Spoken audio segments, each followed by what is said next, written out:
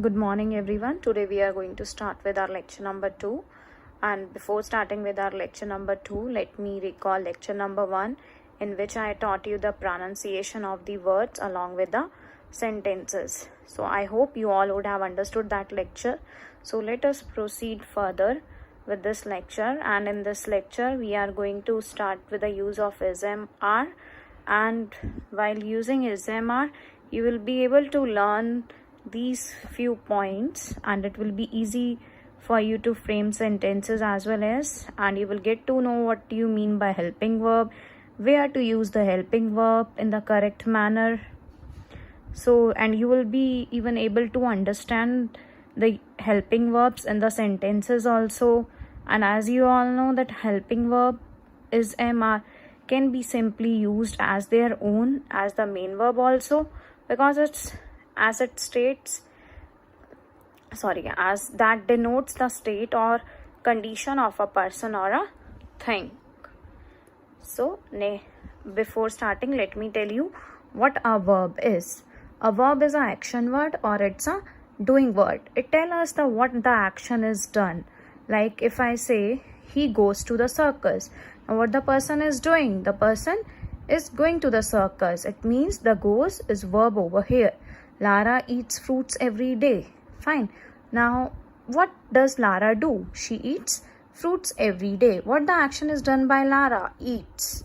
So, a verb is an important part of a sentence. A verb is a word used to express a certain action done by somebody or something. It is also called a doing word, or we can also call it as action word. Verb are basically of two types, that is the main verb and the helping verb. So over here I am explaining you the helping verb. SMR. A verb is also used to tell us the state or the condition of somebody or something. Examples you can look over here. I am very happy today. In which state the person is sailing? In which state? The person is happy. So it is telling the state of something. We are late for the circus. The baby is hungry. The boy is feeling tired. What is the condition of the boy? He is tired. The boy is feeling tired. My mother is suffering from fever. Now it's the use of helping verb. Now a helping verb is a verb that helps another verb. Basically, as you all know, we use main verb after the helping verb. So helping verb helps the main verb also. Like if we take an example, he is going to the circus. If I say it as he going to the circus, will it be correct? No, because it is not making any sense. And if I am going to say it as he is going to the circus, if we use a helping verb over here, so it will make a complete and a sensible sentence. If another example, you can take it as Veena and Priya are painting the wall. And if I repeat it as same, the Veena and Priya painting the wall. Now again it is not making any sense. So it's Veena and Priya are painting the wall. We are using helping verb over here, are, to make it a complete sense. So the helping verb is in are. In the above sentences do the work of helping verb, since they help the main verb also. They are always placed, helping verb are always placed before the main verb. Now you can see I'm going to start with the use of is. Where do we use is? Is used with a singular noun or pronoun. Is also used with a third person singular. Like third person singular is he, she, it, right? Like example, we can take it as she is an intelligent student. Now she is third person singular, so we are using is with it. Jyoti is naughty. Jyoti is again, Jyoti is a singular noun.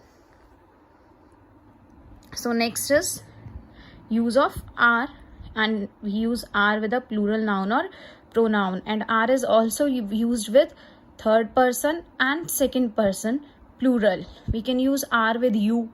You are going for a movie, right? And if we talk about third person, they are intelligent student. There is third person over here, so we are using are with it. Now with plural nouns also we use are, like Reena, Meena and Reena are friends. So Now what is the use of am?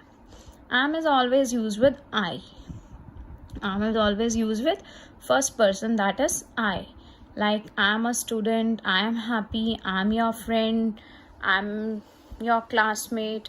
It can be anything. So am is basically used with I. Now you can see few examples over here. Some more example for you. It will help you to understand it in a better way, and you will be able to frame the sentences as well on your own, and it will even help you in doing the conversation with your friends to frame small sentences. Always try to speak in English.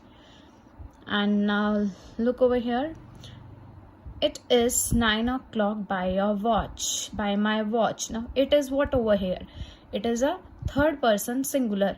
Basically we use it for non-living things also, for animals also, and for baby also. Fine. So it is 9 o'clock by my watch.